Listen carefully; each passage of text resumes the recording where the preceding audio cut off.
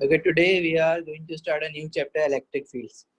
तो ग्रेविटेशन, अब आपका काम यह है कि ग्रेविटेशन के जितने भी पास पेपर्स हैं वो आपको सारे करने हैं, ठीक है, बाय टुमारो, ताकि अगर वेंसडे को टेस्ट होता है तो वेंसडे तक आपकी प्रिपरेशन पूरी हो।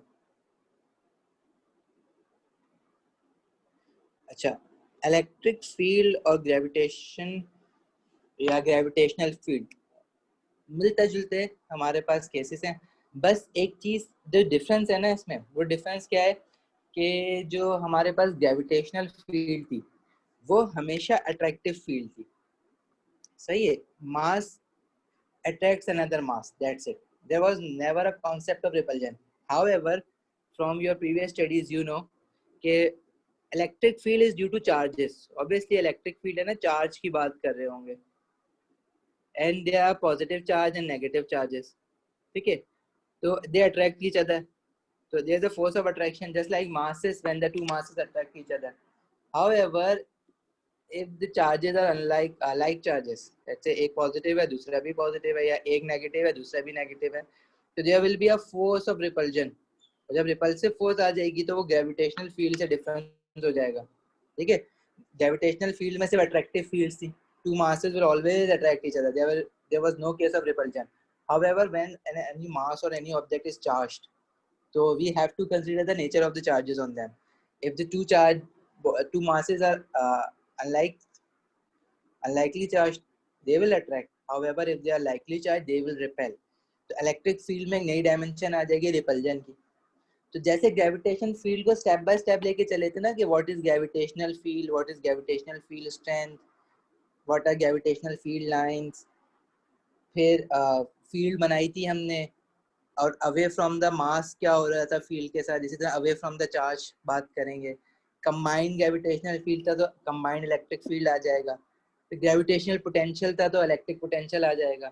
सेम सेम सारे टॉपिक्स चल रहे होंगे इसमें, इसलिए मैंने चैप्टर को ना साथ साथ ही रखा है। बस फर्क क्या होगा, वहां पे सिर्फ अट्रैक्टिव फील्ड थी टुवर्ड्स द मास, यहाँ पे पॉजिटिव के लिए आपको पता है पॉजिटिव चार्ज के इलेक्ट्रिक फील्ड बनाते हो तो ओ लेवल से बनाते हो, तो वो अवे फ्रॉम द चार्ज होती है। और नेगेटिव चार्ज की इलेक्ट्रिक फील्ड बनाते हुए आए हो, और नेगेटिव चार्ज की बनाते हो तो टुवर्ड्स दी चार्ज होती है। अब यहाँ पे जो है ना ये डिफरेंस आ जाएगा। अब इनकी कंबाइंड फील्ड जो है वो पॉजिटिव नेगेटिव की तो चलो एक चार्ज से दूसरे चार्ज की तरफ जा रही है, लेकिन पॉजिटिव पॉजिटिव के बीच में नल पॉइंट आ रहा होता है, नेगेटिव नेगेटिव के बीच में नल पॉइंट आ रहा होता है। तो इन सारी चीजों में कुछ कुछ डिफरेंस आएंगे जिसको हम पढ़ते जाएंगे। सीक्वेंस जो है वो ग्रेविटेशन वाली है। तो देखो, एक तो इस चैप्टर को साथ पढ़ने का फायदा ये है कि सेम टू सेम चीजें, और नुकसान ये है कि आप जो है मिक्स अप करना शुरू हो जाते हो।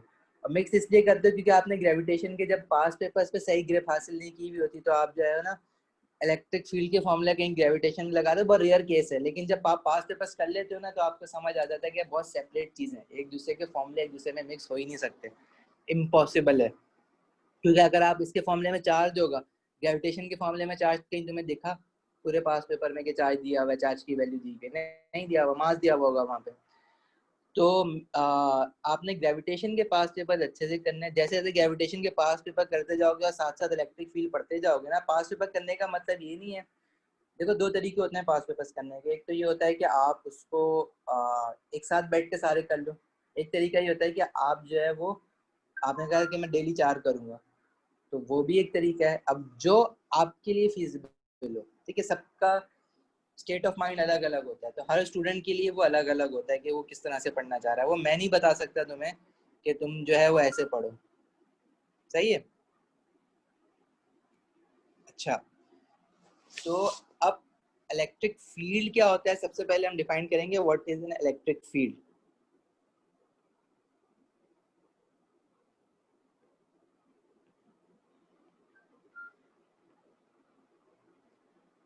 Electric field is a region around an electric charge where a unit positive charge experiences a force. जैसे ग्रेविटेशनल फील्ड थी ना, it is a region around a mass where another mass experiences a force.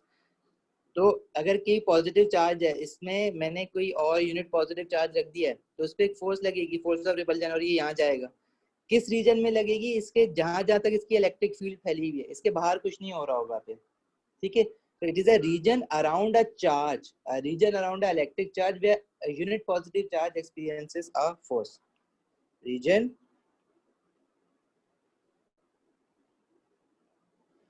around an electric charge where unit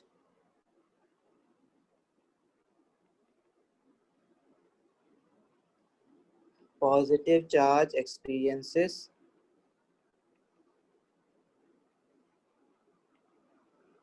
force. अच्छा, अब ये charge के around जो electric field हम show कर रहे होते हैं उसकी डायरेक्शन कैसे शो कर रहे हैं, फील्ड लाइंस बना रहे हैं। ये जो मैं लाइनें बनाता हूँ ना उसको हम फील्ड लाइंस कहते हैं। जैसे ग्रेविटेशनल फील्ड लाइंस थी तो यहाँ पे क्या हो जाएंगी, electric field lines. These are known as field lines, या मोर स्पेसिफिकली क्योंकि अब हम फील्ड लाइंस आप पूछोगे कि भाई कौन सी field line, gravitational field line, electric field line या मैग्नेटिक फील्ड लाइंस, तो मैं क्योंकि इलेक्ट्रिक फील्ड्स पढ़ रहा हूँ तो यहाँ पे मैं इलेक्ट्रिक फील्ड लाइंस बोलूंगा। अच्छा, अब अगर मैं मुझे पता है कि हम इलेक्ट्रिसिटी का इलेक्ट्रिक फील्ड का चैप्टर पढ़ रहे हैं, नाम ही इलेक्ट्रिक फील्ड है, तो अगर मैं यहाँ पे फील्ड लाइंस कह रहा हूँ तो आई बाय डिफॉल्ट मैं इलेक्ट्रिक फील्ड लाइंस की बात कर रहा हूँ। तो जल्दी जल्दी में अगर मैं सिर्फ फील्ड लाइंस बोलूंगा तो आप समझ जाना कि मैं इलेक्ट्रिक फील्ड लाइंस की बाय डिफॉल्ट बात कर रहा हूँ इस चैप्टर में। पर होंगी क्या, इलेक्ट्रिक फील्ड लाइंस को डिफाइन कैसे करोगे?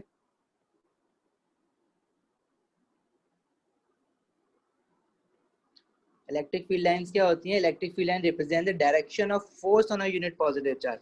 अब जैसे मैंने यहाँ पे टेस्ट चार्ज रखा है, टेस्ट चार्ज यूनिट पॉजिटिव लेते हैं ना, आप नेगेटिव भी ले लो कोई मसला नहीं है, यूनिट पॉजिटिव मैं कह रहा हूँ, आप बोलो यूनिट नेगेटिव है, कोई बात नहीं। तो इस पे फोर्स जिस डायरेक्शन में लगेगी मतलब उसी डायरेक्शन में हमारे इलेक्ट्रिक फील्ड लाइंस होगी। अगर मैं यहाँ पे पॉजिटिव चार्ज रख रहा हूँ तो उसकी टुवर्ड्स लगेगी। तो पॉजिटिव की रिस्पेक्ट से हमने इन फील्ड लाइंस को डिफाइन किया हुआ है। पॉजिटिव इसलिए रख रहे होते हैं क्योंकि हमने डिफाइन इसको पॉजिटिव से किया हुआ है कि पॉजिटिव के अवे नेगेटिव की टुवर्ड्स। और नेगेटिव की टुवर्ड्स हमें कैसे पता चलेगी, जब मैं इसमें पॉजिटिव चार्ज रखूंगा ना तभी तो नेगेटिव की तरफ जाएगा। और पॉजिटिव की अवे कैसे पता चलेगी, जब मैं इसकी फील्ड में कोई पॉजिटिव चार्ज रखूंगा वो दूर जाएगा तभी तो मुझे पता चलेगा कि इसकी फील्ड लाइन दूर जा रही हैं, बाहर जा रही हैं। So how do we define electric field lines? Electric field line represent direction of force on a unit positive charge.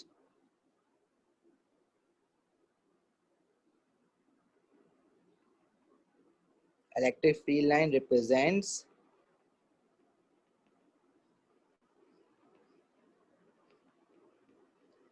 direction of force on a unit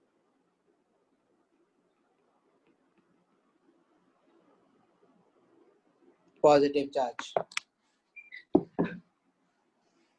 अच्छा, फिर हमारे पास एक ग्रेविटेशन में हमने देखा था ग्रेविटेशनल फील्ड स्ट्रेंथ, तो यहाँ पे इलेक्ट्रिक फील्ड स्ट्रेंथ हो जाएगी वो।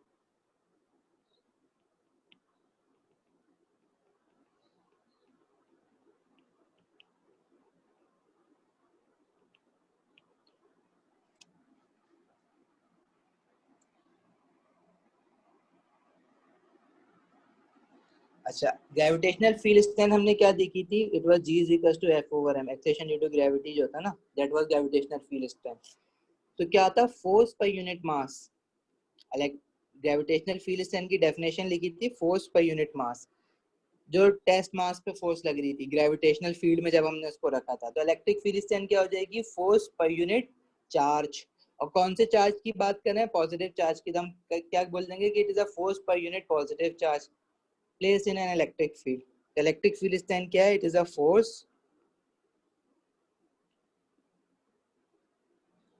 पर unit positive charge placed in a electric field. शर्त क्या है कि वो इलेक्ट्रिक फील्ड में रखा होगा तो उस पर फोर्स लगेगी। और पर यूनिट चार्ज मतलब एक कूलम ऑफ चार्ज पे फोर्स कितनी लग रही है, that would be electric field strength. Electric field strength is basically, इसका फॉर्मूला क्या हो जाएगा, E is equal to F over Q। अब देखो ये आपके पास पहला फॉर्मूला आ रहा है इस चैप्टर का, इसको समझो कि अगर मैंने किसी, मेरे पास पॉजिटिवली चार्ज पार्टिकल है, उसकी इलेक्ट्रिक फील्ड बन रही है अवे फ्रॉम द चार्ज, उसकी फील्ड के अंदर मैंने एक चार्ज रख दिया जो कि लेट्स से 2 कूलम्स का है, कूलम ना सी चार्ज का यूनिट कूलम होता है। इफ यू रिमेंबर करंट क्या होता है, चार्ज अपॉन टाइम, चार्ज का यूनिट कूलम होता है। अगर इस पे फोर्स, ये चार्ज जो है वो 2 कूलम का है, तो हम इस पे जो फोर्स जो भी लग रही होगी हम पर कूलम पे देखेंगे इसकी कितनी लग रही है, that would be my electric field strength. इसका यूनिट क्या बन जाएगा, फोर्स इज इन न्यूटन्स और चार्ज इज इन कूलम, तो इसका यूनिट क्या बन जाएगा, न्यूटन पर कूलम। इलेक्ट्रिक फील्ड स्ट्रेंथ का यूनिट बन जाता है न्यूटन पर कूलम। अच्छा, इसका एक और फॉर्मूला है इलेक्ट्रिक फील्ड स्ट्रेंथ का। अभी जो इलेक्ट्रिक फील्ड स्ट्रेंथ है, ये इस फील्ड लाइंस अगर देखो तो ये स्फेरिकल फील्ड है, ठीक है, स्फेरिकल फील्ड कहते हैं, या इसको अप्रोप्रिएटली हम क्या कहते हैं, it is a radial field, radially outward जा रही है ना, the radial field. Gravitation field भी रेडियल फील्ड होती है, तो this is basically a radial field. Gravitation fields में आपने सिर्फ और सिर्फ रेडियल फील्ड्स ही देखी थी, मतलब टुवर्ड्स दी मास आ रही थी इस तरह से ना, अगर ये कोई मास है तो टुवर्ड दी मास फील्ड आ रही थी और रेडियली इनवर्ट्स आ रही थी, दैट्स इट। इसके अलावा और कोई वेरिएशन नहीं था यहाँ पे।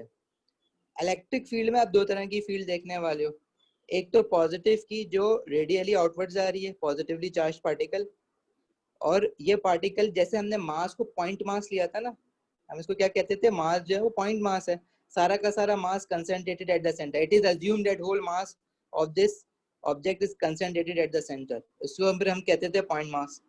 इसी तरह चार्जेस में भी ऐसी बात कर रहे हैं, हम बोलेंगे whole charge is assumed to be concentrated at the centre of a charge, इसलिए हम इसको पॉइंट चार्ज बोल देंगे। फर्क क्या है, ग्रेविटेशन फील्ड में वो हमेशा रेडियली इनवर्ट्स थी, इलेक्ट्रिक फील्ड जो है for a positively charge particle it will B radially outwards, and for a negatively charge particle it will B radially inverts. एक तो ये डिफरेंस हो जाएगा। दूसरा डिफरेंस ये है कि इलेक्ट्रिक फील्ड जरूरी नहीं है कि हमेशा रेडियल हो, इलेक्ट्रिक फील्ड यूनिफॉर्म टाइप की भी होती है, पैरेलल भी होती है। फॉर एग्जांपल अगर मेरे पास प्लेट्स है, एक पॉजिटिवली चार्ज प्लेट है, एक नेगेटिवली चार्ज प्लेट है, ठीक है, this is a positively charge plate जो मैंने बैटरी के पॉजिटिव टर्मिनल से कनेक्ट की हुई है, it is a negatively charge plate.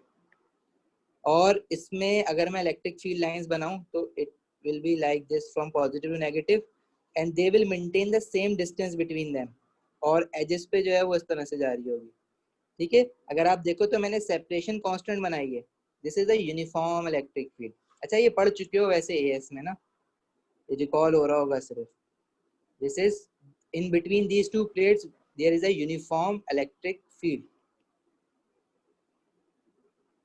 मतलब रेडियली नहीं है। अब देखो जब मैंने ये बनाई है पॉइंट चार्ज की रेडियली आउटवर्ड्स, तो इसमें तुम्हें पता है कि जैसे जैसे as we move away from the centre of the charge spacing between the field lines increases, तो फील्ड स्ट्रेंथ डिक्रीज हो रही है। However when the field is uniform electric field है, spacing between the lines is constant,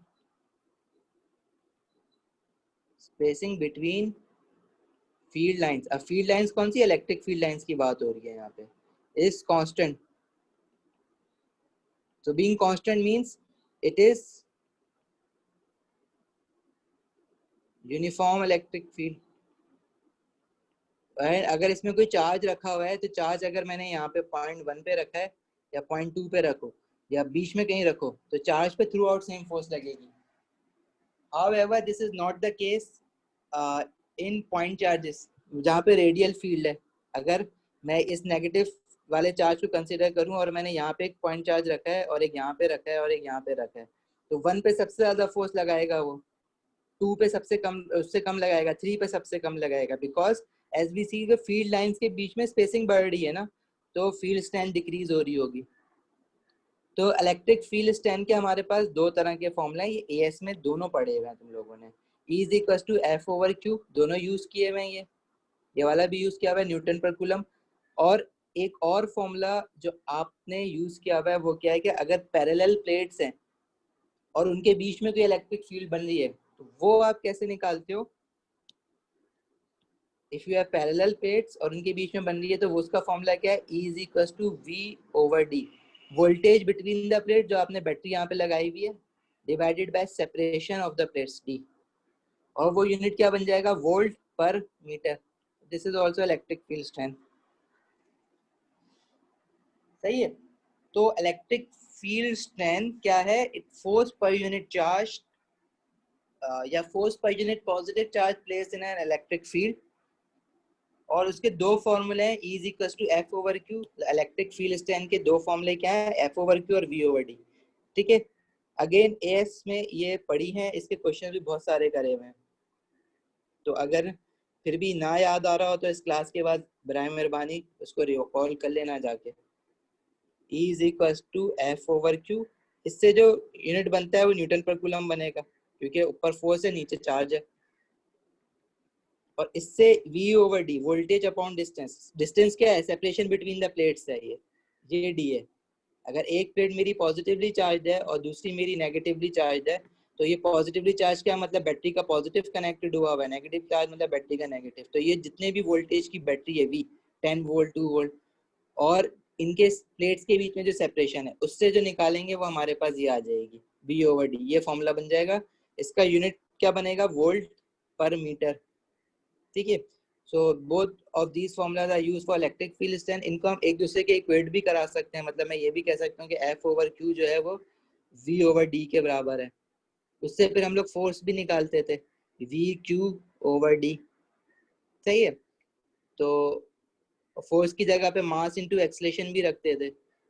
अब ये कहीं से कहीं निकल रही है बात, यहीं रोक दो उसको।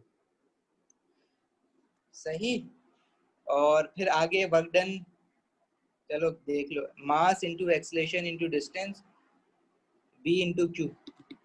सही है, अब एक्सीलरेशन क्या होता था? Change in velocity upon time, और v इंटू क्यू। अब इसको कर आके हम कहीं वर्क डन के इक्वल ले आएंगे एनर्जी के। इसके यूनिट्स अगर देखो ना, mass into acceleration into distance, energy के यूनिट बन जाएंगे।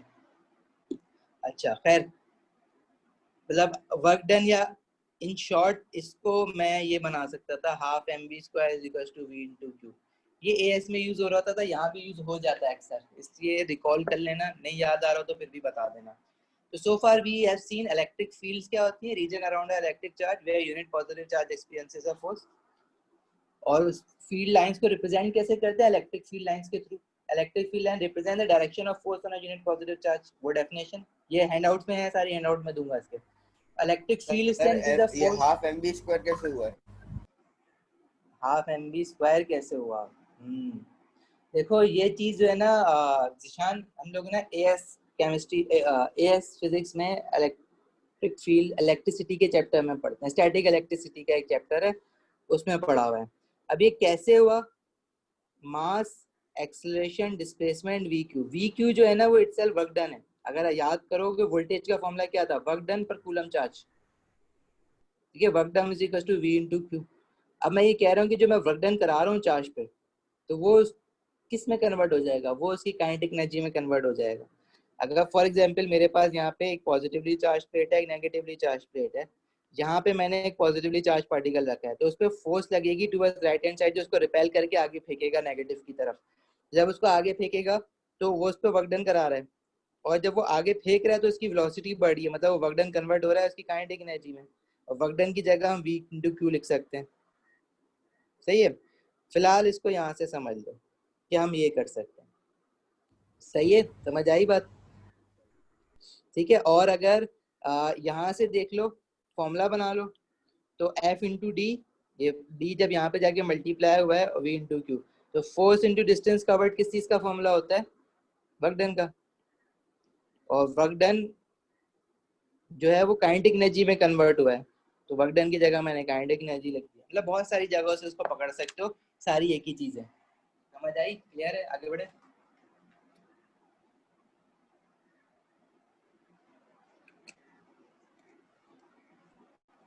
जिशान, चले चले आगे बढ़े।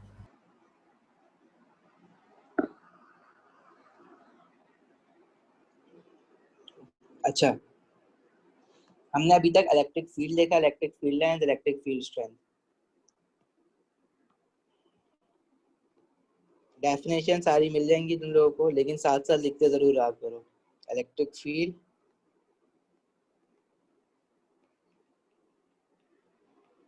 Electric field lines, electric field strength.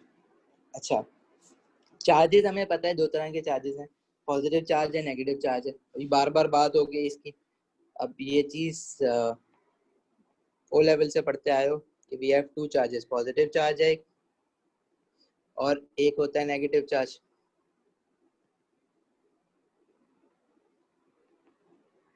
ठीक है, पॉजिटिव चार्ज की अगर इलेक्ट्रिक फील्ड बनाओ तो ये अवे फ्रॉम द चार्ज बनेगा, और इसको मैं कह रहा हूँ this is the point charge.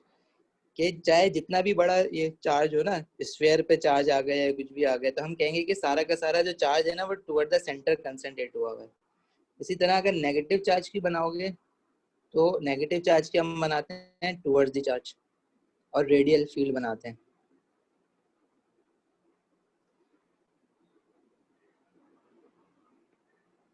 सही है।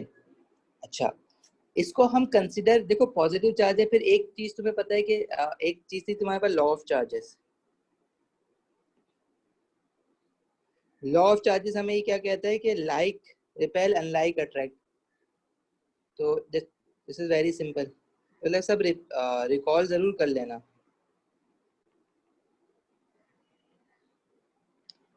अच्छा, फिर मैं कह रहा हूँ कि ये पॉइंट चार्जेस हैं। जैसे पॉइंट मासेस थे ना वहाँ पे, कि हम अज्यूम करते थे कि सारा का सारा मास जो है वो अर्थ का सेंटर पे कंसंट्रेटेड है, सेंटर से हम लोग स्टार्ट कर रहे हैं सारी कहानी। इसी तरह चार्ज तो वैसे इतने छोटे होते हैं, तो वो तो हम सेफली अज्यूम कर सकते हैं कि हाँ भाई वो सेंटर पे कंसंट्रेटेड है। जब अर्थ के लिए कर रहे थे, प्लैनेट्स के लिए कर रहे थे, तो चार्ज के लिए तो कोई मसला ही नहीं है। लेकिन उसमें अजम्पशन क्या थी किसी भी चीज को पॉइंट चार्ज कंसीडर करने के लिए? अगर मैं उसको पॉइंट मास कह रहा था, मैं कह रहा था सन को मैं ले लेता हूँ पॉइंट मास, और अर्थ को मैं ले लेता हूँ पॉइंट मास। पॉइंट मास क्या मैं कह रहा हूँ कि सन का जितना भी मास है ना वो इधर कंसंट्रेटेड है, और अर्थ का जितना भी मास है वो उसके सेंटर पे कंसंट्रेटेड है। अब अगर मैं तुमसे अर्थ का कहूँ कि आधा, आधा क्या बल्कि थोड़ा सा ही एक्सकेवेशन करो, तो वो जो मट्टी निकलेगी क्या उसका अपना मास नहीं होगा? मैं कह रहा हूँ कि नहीं, नॉर्थ पोल पे, साउथ पोल पे, इक्वेटर्स पे जितना भी मास है ना, हम अज्यूम कर लो सारा का सारा सेंटर पे आके लग रहा है। तो अगर मैं सिर्फ अर्थ के लिए बात कर रहा हूँ ना, ये छोटे अर्थ के ऊपर ही, तो मैं कहूंगा कि यार ऐसा कैसे है, मैं कहीं पे एक्सकेवेशन करूँ तो उस जगह का अपना मास है, तो वो सेंटर पे थोड़ी, जगह सेंटर पे होता तो एक्सकेवेशन करने पे मास थोड़ी निकलता उसमें से। लेकिन ये अजम्पशन कब वैलिड है? जब जब मैं बहुत लार्ज डिस्टेंस की बात कर रहा हूँ सेंटर से। जब मैं सन और अर्थ की बात कर रहा हूँ ना, तो इनके बीच में इतना बड़ा डिस्टेंस है। अगर तुम लोगों को एक क्वेश्चन याद हो कि ये इनकी सेपरेशन है डी, और जो इनके रेडिया है ना, वो radii are much much much smaller than their separation. इसलिए हम कहते थे कि ये, हम इसको as a point mass consider कर सकते हैं। We can safely assume that these are point masses. ठीक है, और इतना सेफली अज्यूम कर सकते हैं कि अब प्रैक्टिकल एप्लीकेशन, जैसे अगर मैं कोई सैटेलाइट वगैरह लॉन्च कर रहा हूँ, तो पॉइंट मास लेके मैं सैटेलाइट लॉन्च कर रहा हूँ, तो वो कैलकुलेशन मेरी सही है। ठीक है, कुछ फैक्टर्स हैं जो लगाने पड़ेंगे, ये बेसिकली जो एटमॉस्फेरिक एयर के फैक्टर ज़्यादा लग रहे होते हैं, लेकिन पॉइंट मास अगर लेके मैं कर रहा हूँ तो वो अजम्पशन मेरी वैलिड ऐसे रिजल्ट देती है कि मैं अपनी सैटेलाइट जो है वो सक्सेसफुली लॉन्च करवा लेता हूँ। तो मतलब अजम्पशन जो है वो बहुत वैलिड अजम्पशन है, नियर नियर टू रियलिटी है वो assumption। इसी तरह पॉइंट चार्जेस में भी अगर आप कहो कि यार चार्ज तो वैसे ही इतना छोटा होता है तो कोई मसला ही नहीं है, लेकिन डिपेंड कर रहा है कि दो चार्ज के बीच में सेपरेशन है या नहीं है। अगर आप कहें कि दो चार्ज एक दूसरे के साथ बिल्कुल अटैच्ड होकर रखे हुए हैं या उनके बीच में सेपरेशन है, तो उस केसेस में फिर हमें देखना पड़ेगा कि पॉइंट चार्जेस के बीच में सेपरेशन होनी चाहिए। ठीक है, तो पॉइंट चार्ज क्या है?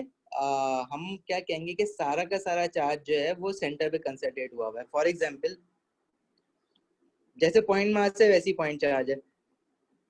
तुम लोगों को एक्सप्लेनेशन तो है इसकी, लेकिन यहाँ पे मैंने एक हैंडआउट में एग्जांपल डाली हुई है इसकी, लेकिन अब तक जो है वो उसको इतना डिटेल में देखने की जरूरत नहीं है। You guys have a pretty good idea what is a point charge. अगर मेरे पास यहाँ पे एक पॉजिटिवली चार्ज पार्टिकल है, ये स्फीयर है, पार्टिकल नहीं कह रहा, मैं कह रहा हूँ स्फीयर है, बड़ा मेटल कंडक्टिंग स्फीयर है। इसकी जो ग्रेविटी इलेक्ट्रिक फील्ड लाइंस बन रही है वो रेडियली आउटवर्ड बन रही है। अच्छा, इन फील्ड लाइंस को अगर मैं एक्सटेंड करूं आगे तक, तो देखो सारी एक पॉइंट पे जाके मिल रही होंगी। वो जिस पॉइंट पे जाके मिल रही है ना, उसको मैं कह रहा हूँ कि सारा का सारा charge is seems to be concentrated at this point. ठीक है, क्योंकि line appear to radiate from the centre of the sphere. ऐसा नहीं लग रहा कि लाइन जो है वो सेंटर से निकल के आ रही है बाहर की तरफ, असल में सेंटर से निकल के नहीं आ रही होती। जो चार्ज है ना, वो मेटल चार्ज है। अच्छा, अब इस पे अगर चार्ज आप चढ़ाओ तो अंदर थोड़ी चढ़ते हैं चार्ज, चार्ज तो सरफेस पे चढ़े हुए होते हैं। अगर अंदर चलते हैं तो वो रिडिस्ट्रीब्यूट हो जाते हैं, ठीक है, अगर मैंने सरफेस पे चढ़ाए हुए हैं तो। अच्छा, अब चार्ज इवनली डिस्ट्रीब्यूट हो गया है तो ये या नहीं हुआ है, सरफेस पे है या इवनली डिस्ट्रीब्यूट भी हो गया है। तो जब इसकी फील्ड लाइंस देखोगे तो फील्ड लाइंस इसके बाहर ऐसे बनेंगी, आपको तो सरफेस से होती भी निकल रही है ना, क्योंकि वो सरफेस पे ज्यादातर चार्जेस होते हैं। लेकिन अगर इन फील्ड लाइंस को आप एक्सटेंड करो ना, ऐसा लगेगा कि वो सेंटर से रेडिएट हो रही है, इसलिए हम कहते हैं कि ये पॉइंट चार्ज है। अजम्पशन ले रहे होते हैं, और अजम्पशन इतनी वैलिड है कि आज के बाद ना बस तुम बस ये बोलना कि भाई सारे चार्जेस पॉइंट चार्जेस होते हैं, ठीक है। तो पॉइंट चार्ज के बारे में तुम लोगों को पहले तो ये पता होना चाहिए कि why they are called as point charge, because all the charges seem to be concentrating at the centre.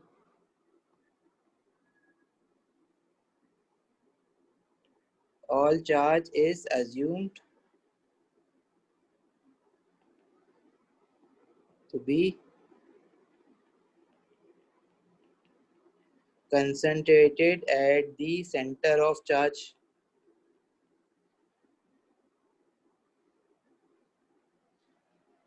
एक बात तो ये हो गई, ठीक है। The electric field lines appear to radiate from the center of the sphere. Electric field lines, EFS मतलब electric field lines appear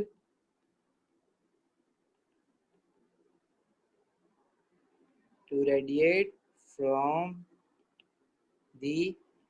the center of the sphere। अगर मैं कंडक्टिंग स्फीयर कह रहा हूँ या चार्ज कह रहा हूँ, या चार्ज लिख दो उसकी जगह पे, ठीक है। अच्छा, पॉइंट चार्जेस जो होते हैं वो दे आर आइसोलेटेड चार्जेस। जो फील्ड जो बन रही है ना उसके अराउंड, वो बन रही है स्फेरिकली सिमेट्रिकल फील्ड या रेडियल फील्ड। इस फील्ड जो है ना, इलेक्ट्रिक फील्ड या ग्रेविटेशनल फील्ड में भी हमने रेडियल फील्ड ही कहा था, तो इसको स्फेरिकली सिमेट्रिकल फील्ड भी कहते हैं। सिमेट्रिकल मतलब सारे साइड से एक जैसी है, सारी साइड से एक जैसी दिखेगी तुम्हें।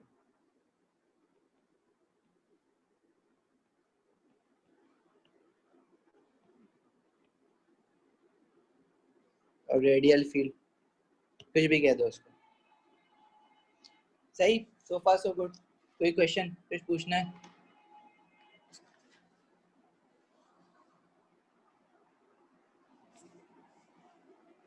कोई सवाल है किसी का? अच्छा, आगे देखो। अब ये फील्ड को देखो तो spacing between the field line increase हो रही है ना। इसका क्या मतलब है? As we move away from the centre of the charge, spacing between the electric field line increases, ठीक है। तो इलेक्ट्रिक फील्ड स्ट्रेंथ क्या हो रही होगी? डिक्रीज हो रही होगी। अब अगर मुझे इसकी इलेक्ट्रिक फील्ड स्ट्रेंथ देखनी है तो देखो, मैंने अभी इलेक्ट्रिक फील्ड स्ट्रेंथ का जो जनरल फॉर्मूला पढ़ा है ना, वो हमने पढ़ा है E is equal to F over Q. अपना मैं जरा ग्रेविटेशन से इसको कंपेयर इसलिए कर रहा हूँ कि जल्दी समझ आ जाएगी चीज। ये मेरे पास मास है। अच्छा, ये जो रेड में मैं बना रहा हूँ ना, ये मेरे पास चार्ज है। मास में जो फील्ड लाइंस बन रही थी वो इस तरह से बन रही थी।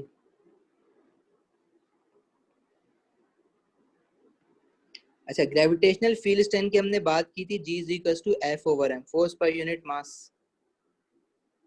ठीक है। अच्छा, अब ये जो पॉजिटिवली चार्ज पार्टिकल है, आप इसकी जगह पॉजिटिव ले लो, नेगेटिव ले लो, डजंट मैटर, पर फील्ड लाइंस की डायरेक्शन का फर्क होगा।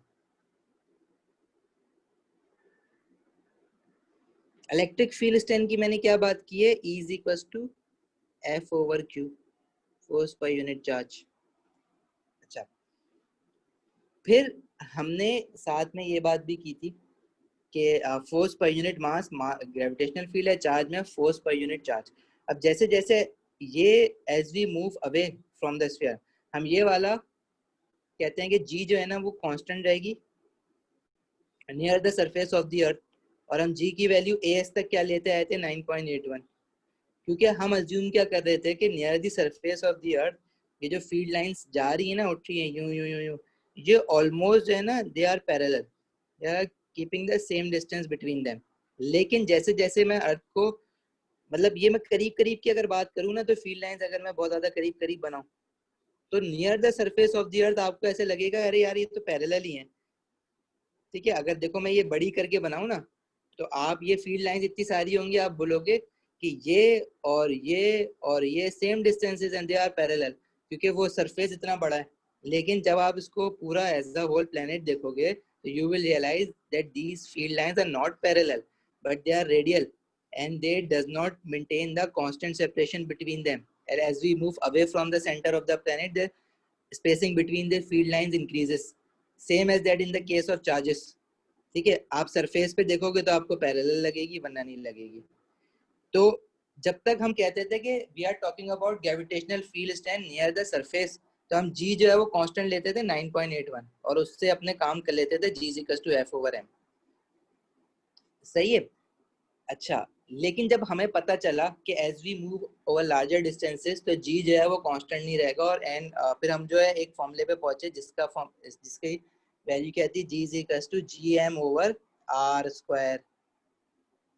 ठीक है, इसी तरह इलेक्ट्रिक फील्ड पे आ जाओ, तो इलेक्ट्रिक फील्ड स्टैंड में अगर सरफेस पे रहो तो बात समझ आती है, लेकिन चार्जेस इतने छोटे होते हैं कि उनपे हमेशा से फील्ड जो है ना वो रेडियली आउटवर्ड ही दिखेगी, तुम्हें पैरेलल देखने की जरूरत ही नहीं पड़ेगी, क्योंकि ऐसा नहीं है सरफेस की बात करें, अर्थ बहुत बड़ा है, चार्ज बहुत छोटा है। लेकिन इलेक्ट्रिक फील्ड में भी हमने ये वाला फॉर्मूला डायरेक्टली यूज किया है काफी अरसे तक, लेकिन वो रेड पॉइंट चार्जेस के लिए नहीं करते हम लोग, वो किसके लिए यूज करते हैं, पैरेलल प्लेट्स के लिए यूज करते हैं, क्योंकि पैरेलल प्लेट्स में तो वो है ही अलग चीज ना, उसमें तो है यूनिफॉर्म फील्ड उसमें है ही पैरेलल लाइन और कांस्टेंट डिस्टेंस मेंटेन कर रही है, तो उसके लिए तो ये फॉर्मूला वैलिड है। लेकिन पॉइंट चार्जेस के लिए ये फॉर्मूला हम कभी भी यूज नहीं करते, फिर हमें ना इस टाइप का एक फॉर्मूला चाहिए इलेक्ट्रिक फील्ड स्ट्रेंथ का। सही है, यहाँ तक बात समझ आई?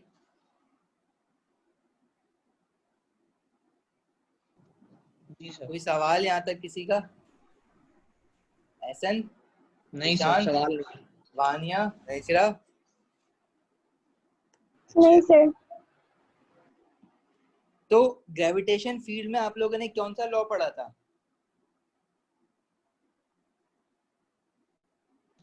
Newton's law of gravitation. Newton law of gravitation. और न्यूटन लॉ ऑफ ग्रेविटेशन क्या कह रहा था तुम्हें?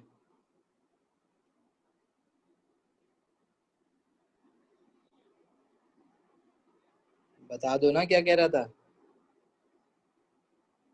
वही कि 2 पॉइंट मासेस जो है एक दूसरे पे फोर्स एक्सर्ट करते हैं, जो डायरेक्टली प्रोपोर्शनल होती है प्रोडक्ट ऑफ मास से, इनवर्सली प्रोपोर्शनल होती है square of the centre of distance. सही है, जबरदस्त। Square of the centre of the distance. अच्छा, अगर दो चार्जेस होंगे, जैसे मैं कह रहा हूँ कि मेरा एक चार्ज है पॉइंट चार्ज, ये पॉजिटिव है और ये नेगेटिव है। ठीक है, ये Q1 है, ये Q2 है, और इनका सेंटर टू सेंटर जो डिस्टेंस है वो R है। तो तुम लोगों ने वाली मीम देखी है कि वो मिस्टर बीन जो है ना वो टेस्ट पेपर दे रहा होता है, तो बराबर में एक बंदा जो है वो टेस्ट पेपर लिख रहा होता है, तो मिस्टर बीन उसको चीट कर रहा होता है। ठीक है, तो वो असल में मिस्टर बीन को ना उन्होंने बोला है कूलम्स। कूलम भी एक साइंटिस्ट था, न्यूटन भी एक साइंटिस्ट था, यू गाइस नो। ठीक है, तो मिस्टर बीन को वो बोलते हैं कूलम, तो मिस्टर बीन चीटिंग कर रहा होता है उसकी। अच्छा, ऐसा है नहीं, बस वो ऐसी मजाक है, असली में रियल में ऐसा नहीं है, लेकिन अगर तुम देखोगे ना तो तुम भी बोलोगे अभी।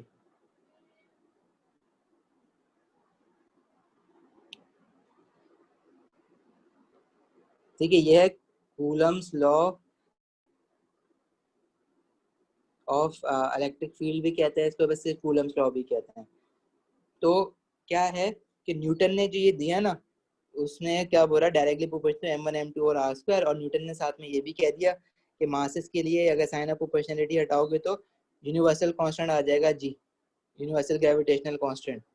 ठीक है, जो पूरी यूनिवर्स के लिए सेम है, इसलिए इसको यूनिवर्सल ग्रेविटेशनल कांस्टेंट कहते हैं। पूरी यूनिवर्स मतलब अभी तक जितने प्लैनेट्स तक हम पहुंचे हैं ना उनके लिए सेम है, आगे हमें नहीं पता क्या हो सकता है। इसी तरह कूलम ने पता है क्या करा, कूलम ने बोला कि force between the two charges, force between any two point charges rather, जैसे इसने डेफिनेशन बताई ना, force between two point masses is directly proportional to the product of the masses and inversely proportional to the square of the distance between their centres. Similarly Coulomb ने बोला कि electric force between the 2 point charges is directly proportional to the product of the charges and inversely proportional to the square of the distance between their centers। तो इसलिए वो meme ये बनी थी कि वो चीटिंग कर रहा है कूलम न्यूटन की। तो खैर ये अलग चीज़ है, चार्जेस को डिफाइन करना एक अलग चीज़ है, क्योंकि चार्जेस में से पॉजिटिव नेगेटिव नहीं होता, पॉजिटिव पॉजिटिव भी होता है, नेगेटिव नेगेटिव भी होता है। तो ये जो लॉ बना ये कूलम्स लॉ बना, और इस कूलम्स लॉ की स्टेटमेंट ऑलमोस्ट सिमिलर है as that of gravitation law. क्या कहता है कूलम्स लॉ, लिख लेते हैं इसको।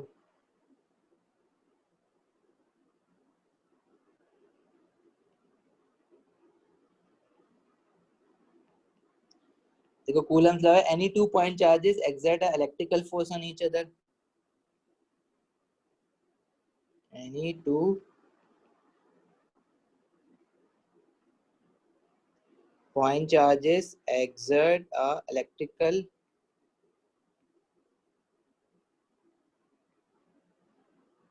force on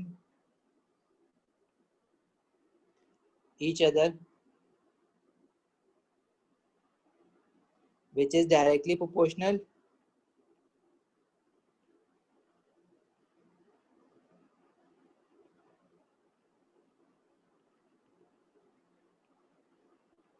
to the product of charges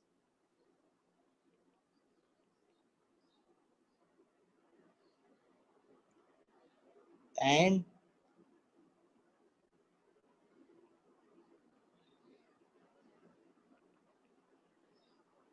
inversely proportional to the square of the distance between their centers।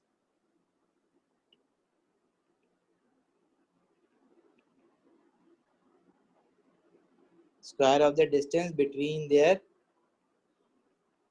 Centres. तो जैसी न्यूटन लॉ ऑफ ग्रेविटेशन की स्टेटमेंट थी ऑलमोस्ट सिमिलर वैसी है, सही है। अच्छा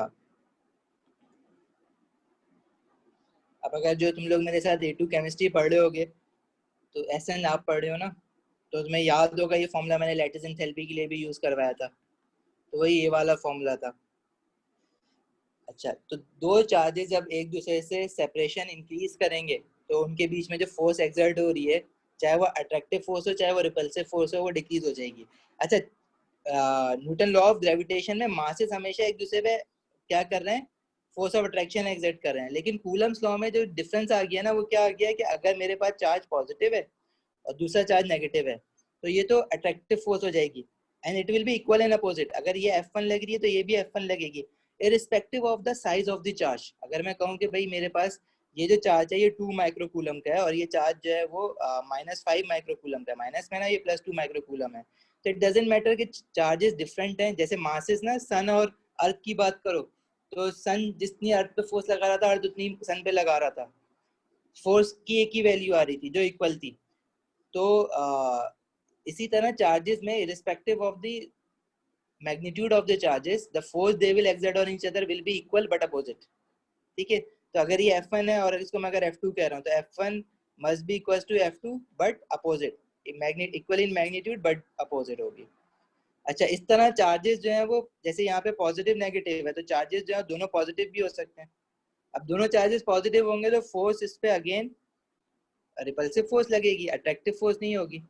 अच्छा यहाँ पे फोर्स जो है वो F1 लग रही है या F2 लग रही है, तो अगेन F1 और F2 इक्वल होंगे लेकिन अपोजिट होंगे, डायरेक्शन में अपोजिट हो रहे होंगे, अभी भी डायरेक्शन में अपोजिट है। फर्क क्या है कि यहाँ पे रिपल्जन हो रही है उनकी, दूर दूर जाएंगे एक दूसरे से, यहाँ पे अट्रैक्शन होगी और ग्रेविटेशन में सिर्फ और सिर्फ अट्रैक्शन थी। अच्छा और दूसरी बात, अगर इरिस्पेक्टिव ऑफ द चार्जेस अगर दोनों बराबर हैं तो भी फोर्स बराबर लगनी है चार्जेस। अगर मैं कह रहा हूँ ये +3 कूलम है और ये भी +3 कूलम है, बराबर लगनी है। अगर ये ना भी होते बराबर तो भी फोर्स बराबर लगनी होती, जैसे ग्रेविटेशन में समझा था वैसे यहाँ पे भी समझना है। इसी तरह इसमें एक केस और बन सकता है, वो केस क्या है कि एक पॉजिटिव नेगेटिव हो गया, एक पॉजिटिव पॉजिटिव हो गया, तीसरा केस ये कि दोनों नेगेटिव नेगेटिव हो, उस पे भी फोर्स ऑफ रिपल्जन ही लगनी है। लाइक चार्जेस है ना, they will repel each other. ठीक है, दिस इज रिपल्जन। ठीक है अच्छा तो कूलम्स लॉ हमें ये कहता है कि force between the charges is directly proportional to the product of the charges, the q1 q2 and inversely proportional to the square of the distance between their centers. अब इसका अगर मैं साइन ऑफ प्रोपोर्शनैलिटी हटाऊं तो gravitation में जैसे universal constant आ गया था ना g 6.67 exponent -11 universal gravitational constant, यहाँ पे जो है ना, यहाँ पे जो कांस्टेंट आते हैं ना, that is not universal. This constant changes from situation to situation.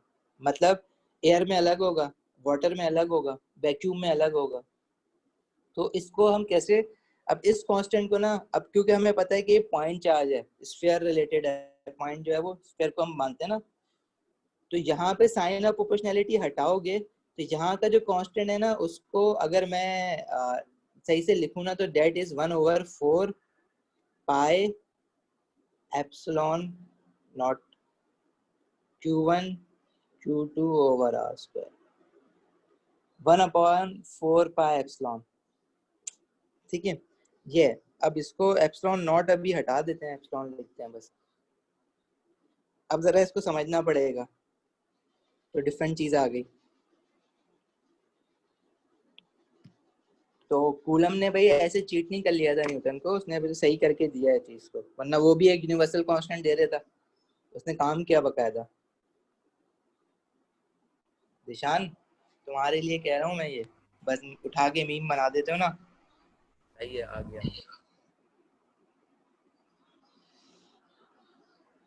अच्छा देखो, ये जो हमारे पास कांस्टेंट है ना 1/4 पाई एप्सिलॉन, इसमें 4 पाई 1/4 पाई तो इटसेल्फ अ कांस्टेंट, वो तो सेम रहता है हर जगह पे. ये जो एप्सिलॉन है ना, ये वैल्यू हमें देखनी है, ये क्या चीज है, ये परमिटिविटी.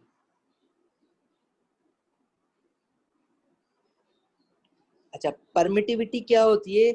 ये किसी भी स्पेस की या किसी भी सराउंडिंग की प्रॉपर्टी है कि वो कितना उसमें से अलाउ करेगा कि इलेक्ट्रिक फील्ड बने. फॉर एग्जांपल, मेरे पास एक पॉइंट चार्ज है, पॉजिटिवली चार्ज पार्टिकल है, उसको मैंने एयर में रखा हुआ है, तो उसकी जो इलेक्ट्रिक फील्ड स्ट्रेंथ होगी ना, वो डिफरेंट होगी. उसको मैंने वैक्यूम में रख दिया तो उसकी इलेक्ट्रिक फील्ड स्ट्रेंथ में स्लाइट डिफरेंस आ जाएगा.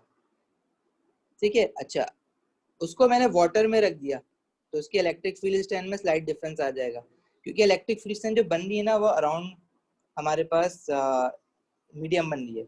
अच्छा, यही चीज़ है ना ग्रेविटेशनल फील्ड में नहीं होती है. ग्रेविटेशनल फील्ड को फर्क नहीं पड़ता कि उसके सराउंडिंग में एयर है या वाटर है या कुछ भी है. ग्रेविटेशनल फील्ड से ये इसके कोई फर्क नहीं पड़ रहा होता. However, electric field is affected by the medium around it. जिस मीडियम में इलेक्ट्रिक फील्ड बन रही है वो इससे अफेक्ट हो रही होती है. तो अगर आप इसको ऑयल में रख दो, पानी में रख दो, वैक्यूम में ले जाओ, तो इलेक्ट्रिक फील्ड स्ट्रेंथ में थोड़ा थोड़ा डिफरेंस आ रहा होता है. सही है. तो हम लोग स्टैंडर्ड किसको बनाएंगे? वैक्यूम को. फ्री स्पेस, वैक्यूम को हम कहते हैं फ्री स्पेस, मतलब कोई स्पेस ही नहीं है ना उसमें. ठीक है. और इसकी परमिटिविटी को हम रिप्रेजेंट करेंगे एप्सिलॉन नॉट. ये जो सिंबल है ना, दिस इज नॉट ई, इसको एप्सिलॉन पढ़ते हैं. वही ग्रीक सिंबल जो पढ़ते आ रहे हो ना, अल्फा बीटा एप्सिलॉन, तो इसको एप्सिलॉन पढ़ते हैं. अगर ना याद हो तो इस एप्सिलॉन तो उसको मैं, क्योंकि बार बार एप्सिलॉन बोलूंगा ना, तो मेक श्योर कि हम इसको एप्सिलॉन बोलेंगे. अच्छा, फ्री स्पेस या वैक्यूम की जो परमिटिविटी होगी ना, उसको हम कहेंगे एप्सिलॉन. अब परमिटिविटी की डेफिनेशन नहीं पूछेगा कि परमिटिविटी क्या होती है, बस माइंड में रखना permittivity is a property of a medium in which electric field is form, that's it. तो परमिटिविटी चेंज होगी, मतलब मीडियम चेंज होगा तो उसकी परमिटिविटी चेंज होगी, और इलेक्ट्रिक फील्ड स्ट्रेंथ पे नेट इफेक्ट पड़ेगा. ठीक है, इलेक्ट्रिक फोर्स पे फर्क पड़ रहा है ना, तो इलेक्ट्रिक फील्ड स्ट्रेंथ पे भी पड़ेगा. अभी लिंक कर लेंगे इलेक्ट्रिक फोर्स और इलेक्ट्रिक फील्ड स्ट्रेंथ को नेक्स्ट क्लास तक. अच्छा, तो एप्सिलॉन क्या है? Permittivity of free space.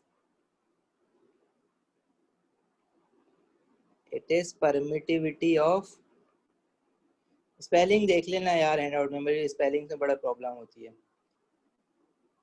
Free space या एयर. अच्छा, एयर की जो परमिटिविटी है वो स्लाइटली डिफरेंट होती है as compare to vacuum. Vacuum मतलब फ्री स्पेस, वैक्यूम को ही फ्री स्पेस में कह रहा हूँ. एयर की जो है ना स्लाइटली डिफरेंट होती है, लेकिन हम लोग जो है ना, for the sake of simplicity, in A2 level we will consider k permittivity of air and vacuum are almost equal. They are actually almost equal in real life, but यहाँ पे हम लोग for the sake of simplicity ये काम करें। अब अगर आप वाटर में रख दोगे ना तो बोलोगे कि नहीं परमिटिविटी डिफरेंट है, तो फिर आपको डिफरेंट वैल्यू यूज करनी पड़ेगी। लेकिन अगर वैक्यूम की परमिटिविटी या एयर की परमिटिविटी आपको यूज करने के लिए कहेगा तो you will use epsilon not, और एप्सिलॉन नॉट की जो वैल्यू होती है वो होती है 8.85 एक्सपोनेंट माइनस 12। इसका यूनिट है coulomb square newton metre square. अब ये यूनिट कहाँ से आया है? ये यूनिट बेस यूनिट्स अगर तुम बनाने की कोशिश करो तो यहाँ से बेस यूनिट बना सकते हो इस फॉर्मूले से, और ये बना के एक बार प्रैक्टिस कर लेना एज अ होमवर्क। ना आ रहे हो बेस यूनिट बनाना तो मुझसे पूछ लेना, एएस का पहला चैप्टर होता है ये बेस यूनिट बनाना, ठीक है। अच्छा, बेस यूनिट जो है ना वो अक्सर दे देता है 1 मार्क्स का 2 मार्क्स का, जो है ना A2 में भी डाल दिया है इसमें। डाल दिया तो अच्छी बात है, तुम कर ही लोगे, इसमें तो कोई बच्चों वाली चीज़ है। लेकिन फिर भी ये मुझसे पूछ लेना अगर ना हो। मैं चाह रहा हूँ कि थोड़ा सा रिकॉल भी तो करो, सारी चीज़ें मैं बता दूंगा तो मज़ा नहीं आएगा। तो बेस यूनिट जो है ना ये वाले base unit coulomb square newton metre square, ये आपने खुद बनाना है। तो this is permittivity of free space, जो कि मैं एयर की भी इक्वली ले रहा हूँ उसके। अच्छा, परमिटिविटी को आगे दोबारा हम डिस्कस करेंगे। यहाँ पे मैं ये कह रहा हूँ कि अगर मैं बात कर रहा हूँ force between the two charges, तो हमने क्या किया 1/4 पाई एप्सिलॉन नॉट रख देंगे यहाँ पे, क्योंकि ज्यादातर हम स्पेस और उसकी बात कर रहे होंगे।